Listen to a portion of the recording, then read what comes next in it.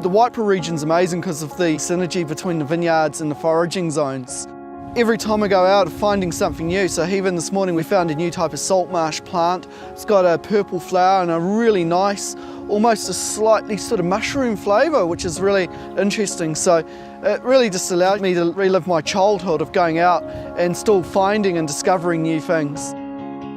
People can actually get out there in the land and see how it all works really, get amongst the nature and just actually get their hands dirty.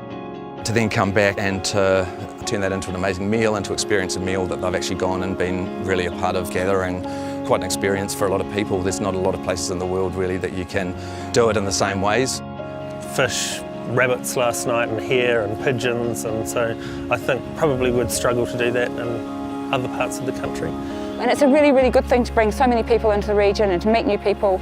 It makes you see your place and your region through a different set of eyes and to realise that you have got something that you know is special, but you've got used to knowing it's special.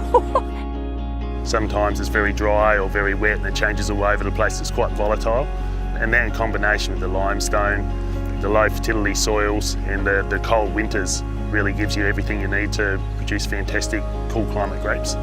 Really you have no choice but to go for concentration and complexity and producing wines that are a true representation of here. We like to put wine as part of a larger picture now. So it's in the context of this area and the people that live here, the food that we eat, the lives that we live, the seasons that we have and all these things. If you have seasonal food with wine from here, it will work.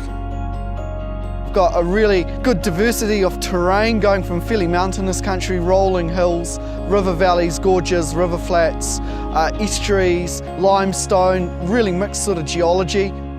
Today we went walking up on Mount Grey, heard the gunshots, saw the goats run in all directions, and then they got a young billy goat.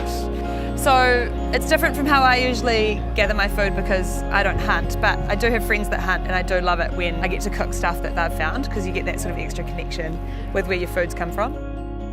We were collecting a lot of wild greens, amazing coastal aurak and wild Italian parsley. That's all just self-sown and just kind of taking off through there. We were collecting the kawa berries, which is a lot of people are familiar with the leaves and using those, but the fruit. And then we fished for the yellow-eyed mullet with the throw net. So we got about, I think we've got enough for a fish each. We've got about 70 fish. The connection with this region is the people first and foremost. The place itself is unique, but it's the people that are out here that are really special to me.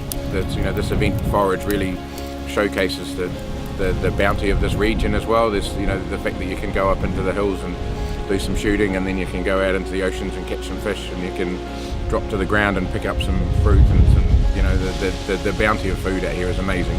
It's really undercover and it's unpretentious, and I think that again is the people.